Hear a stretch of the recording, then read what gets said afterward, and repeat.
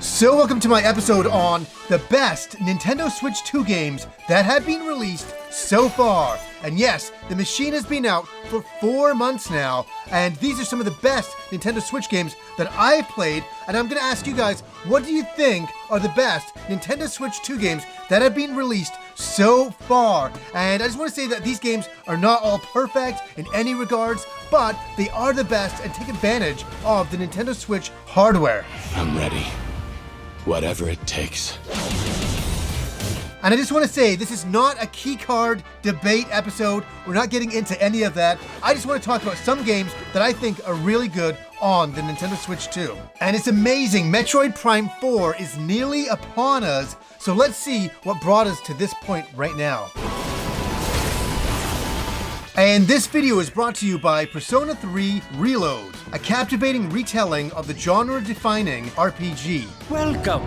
Immerse yourself in modern-day Japan, making every moment eerily familiar, yet undeniably unsettling. What was that? Persona 3 Reload challenges the norm, offering a gaming experience that echoes the realities of the world we know, with a twist that will keep you on the edge of your seat.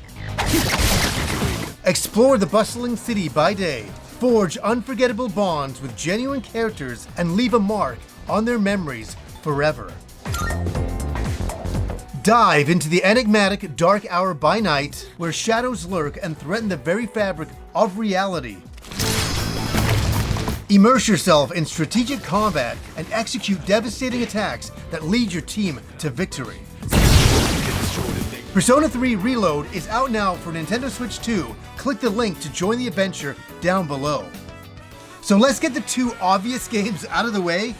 Mario Kart World to begin with here. And this was a launch game. This had a lot of hype behind it. Did it live up to the hype? Yes. Is it a perfect Mario Kart racing game? I'd say it's a pretty good one, yeah. With over 50 characters, you got knockout mode in there. Knockout mode was one of my favorite modes in the entire game. I would go online all the time just to play that, and I got a lot better at the game. And that's what I want to say. There's a lot of skill here. When you first start playing the game, you're like, okay, I'm playing through all these levels, and some of them are a bit plain in design, but all of a sudden, when you start understanding the mechanics of the game, when you start being able to grind and wall jump, it opens up a whole different game. And that's what I want to say. There's a lot of skill in this game.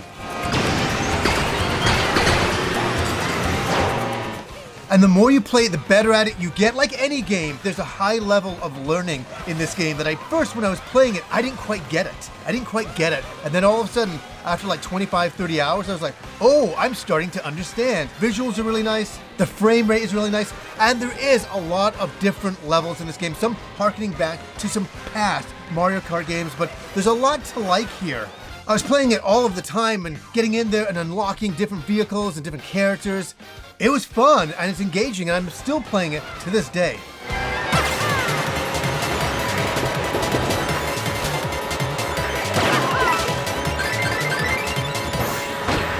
And the other monkey in the room is Donkey Kong Bonanza. And when I originally played this game, I thought, this is just weird. You're just going around smashing things. Like, what's the point of this? And then I played the final game. And you're trying to make your way to the planet core. You have different transformations. There's a lot of things to unlock. There's a lot of puzzles in this game.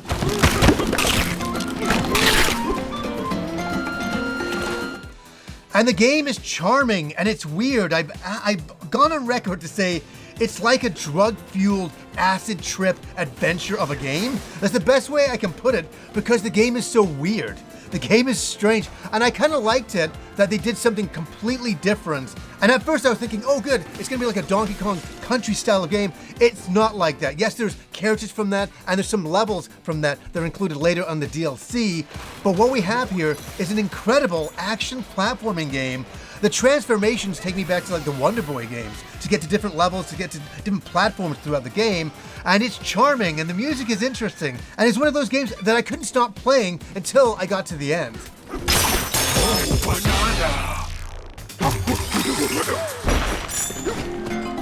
Now this game just got released, and it is Super Mario Galaxy and Super Mario Galaxy 2 right here. This just got released. I just picked it up. I've been playing it.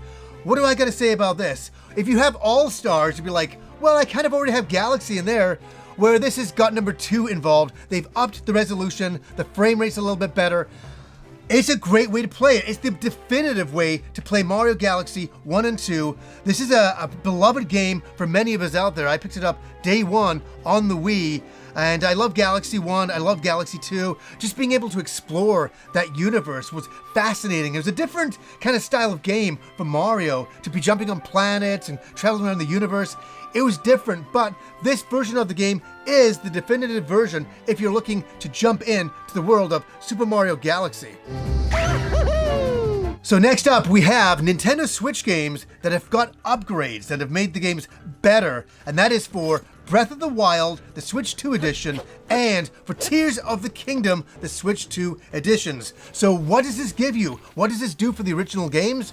Well, it ups the resolution and it makes the frame rate a lot better, 60 frames a second. Those were things in the original games that I was playing them, and I just want to say that both of those games are perfect games for me. I love both of them so very, very much. I spent hundreds of hours playing them.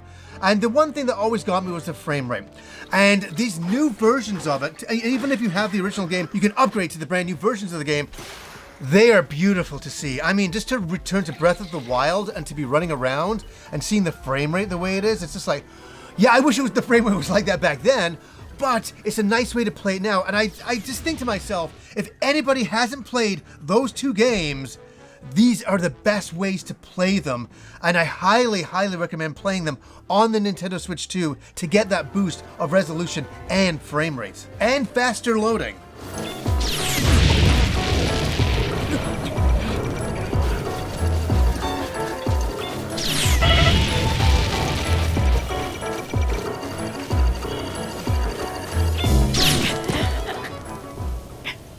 Now this game's come out for other platforms, obviously, but Hades 2 has become a big game on the Nintendo Switch 2 that everybody is talking about. It's the sequel to Hades 1, which came out in 2020. I can't believe it's 5 years ago already. And it's a roguelike action RPG, and it's got great combat, very interesting character designs, and what a world to explore. But the claim to fame with this game is it's 120 frames a second docked and 1080 60 frames per second handheld.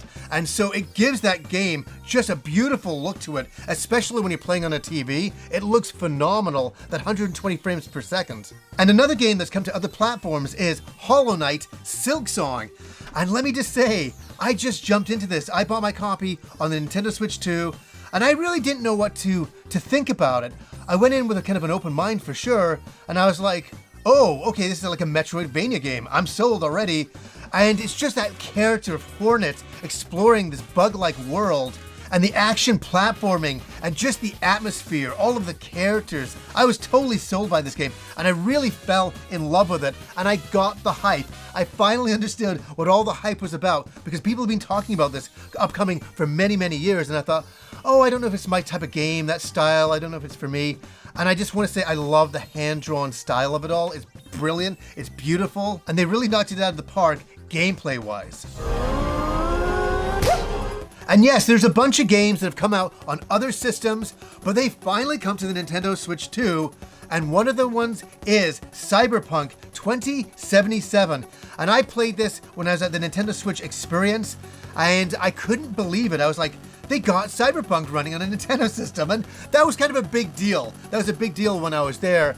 And I was playing it, and I thought, they've really kind of knocked it out of the park. They've really done a great port. Yes, is it better on PC and other current-gen consoles? It is, but it's pretty cool to be able to play it on the Switch 2 and to run around with it in handheld mode. But overall, a great port of Cyberpunk 2077. And also, there's Yakuza 0, the director's cut.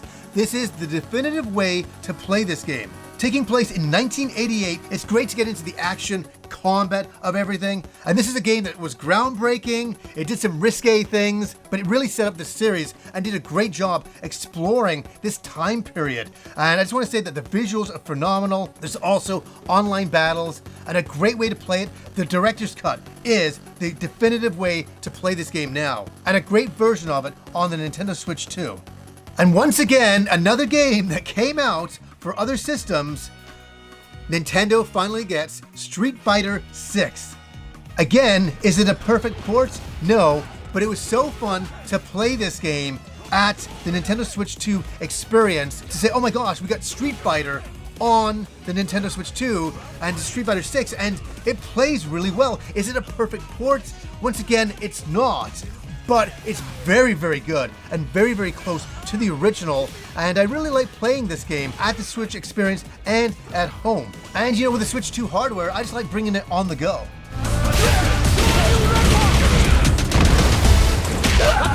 Perfect KO! Ken wins!